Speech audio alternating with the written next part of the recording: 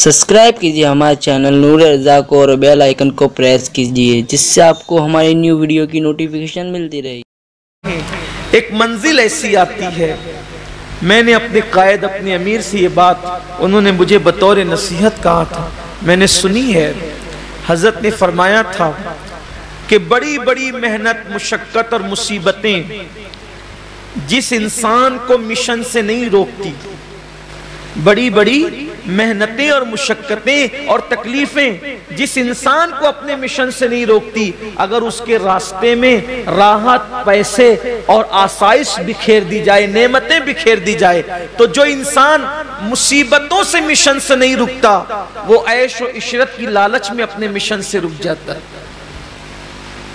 इसीलिए अल्लाह के रसूल अलैहि सलाम अपने सहाबा से कहते थे, मेरे सहाबा, मुझे मेरे चले जाने के बाद दुनिया से तुम पर यह खौफ नहीं कि मेरे बाद तुम मुशरिक हो जाओगे, मेरे बाद मेरी उम्मत मुशरिक हो जाएगी, मुझे इसका खौफ नहीं है। खौफ इसका है कि मेरे बाद मेरी उम्मत दुनिया की मोहब्बत में मुब्तला हो जाएगी, मालो दौलत की मोहब्बत में मुब्तला हो जाएगी, लोगों के दिलों के अंदर दुनिया की मोहब्बत रचेगी, मालो दौलत की मोहब्बत में रचेगी, लोग दुनियादार हो जाएंगे। और देख लो, आज लोग अल्हम्दुलिल्लाह मुशरिक नहीं हुए, लेकिन बहरहाल लोग दुनियादारी में मसरूफ हो गए। दुनिया की मोहब्बत इस कदर लोगों के दिलों में आ गई है कि अल्लाह अकबर, एक तरफ अजान हो रही है और एक तरफ दुकान है, तो लोग नमाज पर दुकान को तरजीह देते हैं। क्या वो हसीन और खूबसूरत दिन थे जब अजान होती थी तो मुसलमानों की दुकानें ये कह के बंद हो जाती थी, गाहकों को कह के कि अभी वापस जाओ, नमाज के बाद आना। जब तक मुसलमान ये कहता था वापस जाओ, नमाज के बाद आना, तब तक मुसलमान की दुकान पे कभी मंदी नहीं मंडलाती थी। जब से मुसलमान की दुकान का हाल ये है कि अब तो दुकान छोड़ के नमाज जाना तो दूर की बात है, बंद करके जाना तो दूर की बात है। मुसलमान तो अब गेम भी खेलता रहता है मगर नमाज को नहीं जाता, फ्री बैठा हुआ है तो भी नमाज को नहीं जाता। अब दुकान छोड़ के बेचारा क्या जाएगा? जो गेम छोड़ के नहीं जाता, जो क्रिकेट छोड़ के नहीं जाता, जो दोस्तों की बारात छोड़कर नमाज के लिए नहीं जाता, वो दुकान छोड़ करके क्या जाए? हमने तो ऐसे भी बुजुर्गों की जिंदगी पढ़ी है कि किसी ने आकर के खबर दी कि बेटे का इंतकाल हो गया है, तो कहा अभी नमाज का वक्त है, बाद में देखेंगे, अभी नमाज का वक्त है, बाद में देखेंगे। बल्कि ये तो नमाज है, नमाज। एक बुजुर्ग के बेटे का इंतकाल हो गया और आप जा रहे थे इमाम आजम की बारगाह में इल्म हासिल करने के लिए, तो उन्होंने फरमाया कि अभी मैं पढ़ने जा रहा हूं, तुम जाकर उसको दफन कर दो।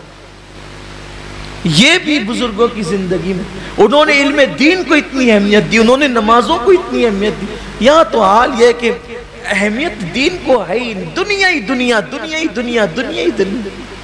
बल्कि अब तो इबादत भी करते हैं दुनिया के लिए। नमाज भी लोग इसलिए पढ़ते हैं कि नमाज पढ़ूंगा तो थोड़ा मालदार हो जाऊंगा, हज करूंगा तो मालदार। बल्कि ये भी है कि फुला बुजुर्ग की फातिहा करने से माल मिलता है, माल ज्यादा आता है, तो उसी नियत से लोग, मैंने बहुतों को देखा है 11वीं इस नियत से करते हैं कि 11वीं करने वाले जल्दी मालदार होते हैं। वाह रे वाह, बड़े पीर की 11वीं को कितना सस्ते में बेचा तुमने।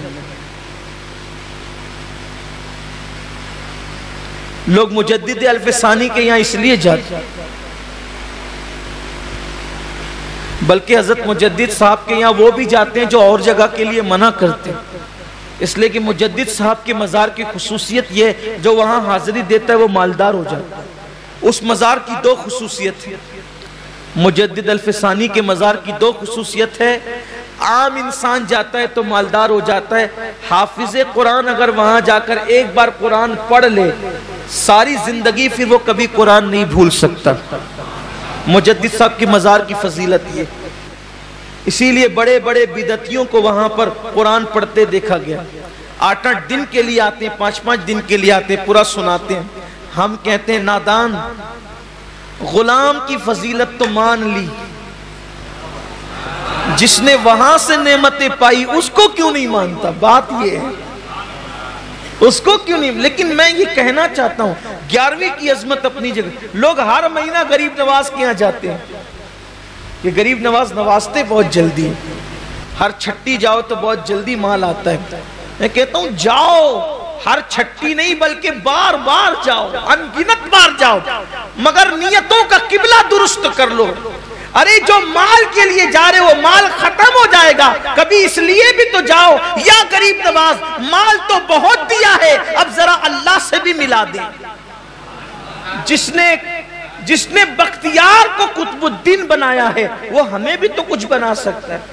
جس نے صابر علاء الدین بنایا وہ ہمیں بھی تو کچھ بنا سکتا ہے. جس نے نظام الدین بنایا وہ ہمیں بھی تو کچھ بنا سکتا ہے. بات اتنی ہے کہ بختیار گئے ہی تھے قطب الدین بننے کے لیے تو ان کو قطبیت عطا کر دی گئی. نظام گئے تھے نظام الدین بننے کے لیے، ان کو وہ بنا دیا گیا. ہم جاتے صرف بیٹی کے رشتے کے لیے، بیٹے کے رشتے کے لیے، بچوں کے لیے، بھائیوں کے لیے اور روزی مانگنے کے لیے، تو ہمیں اتنا ہی کچھ ملتا ہے. حالانکہ وہ لوگ جب لوگ مجھ سے یہ کہتے ہیں نا کہ حضور سے کہنا کہ میری بھی جھولی بھر دے، تو مجھے تکلیف ہوتی ہے. تو کیا اور تیری جھولی کیا؟ ارے جیسا سخی ہے ویسا مانگ. یہ کیوں کہتے ہو کہ ہماری جھولی بھر دو؟ جھولی چھوٹی ہوتی ہے اور ان کی عطا بڑی ہوتی ہے. جھولی بھرنے کی بات مت کرو. ارے وہاں سے تو خدا ملتا ہے، وہاں سے جنت ملتی ہے. اس نے جھولی کی بات، جھولی چھوٹے دامن کو جھولی کہتے ہیں. اس لئے جھولی کی بات مت کیا کرو، بلکہ یوں کہا کرو یا رسول اللہ آپ شان والے مجھے اپنی شان کے مطابق عطا کریں. اور ہم تو یہ کہتے ہیں یا رسول اللہ میں کیا، میری اوقات کیا، میری جھولی کیا، میرا دامن لاؤں گا تو میں اپنی طاقت کے مطابق لاؤں گا. دامن بھی دو اور جھولی اور دامن بھی عطا کرو. دامن بھی عطا کرو اور دامن میں بھیک بھی عطا کرو. دامن بھی دو، دامن میں بھیک بھی عطا کرو. میں دامن لاؤں گا تو اپنی اوقات کے مطابق لاؤں گا، آپ دامن دیں گے تو اپنی شان کے مطابق دیں گے، تو دامن بھی شاندار ہوگا اور دامن کی بھیک بھی شاندار ہوگا. تو جیسا سکی ہے ویسا انسان دنیا ہی میں پڑا ہوا ہے. لوگوں کو چاہیے کہ وہ خدا کی رضا حاصل کرے، رسول کی رضا حاصل کرے. اللہ رسول ملے تو کائنات کی ہر چیز مل جائے. یہ اللہ والے یہی تھے، یہ اتنے مخلص تھے کہ بس یہی چاہتے تھے.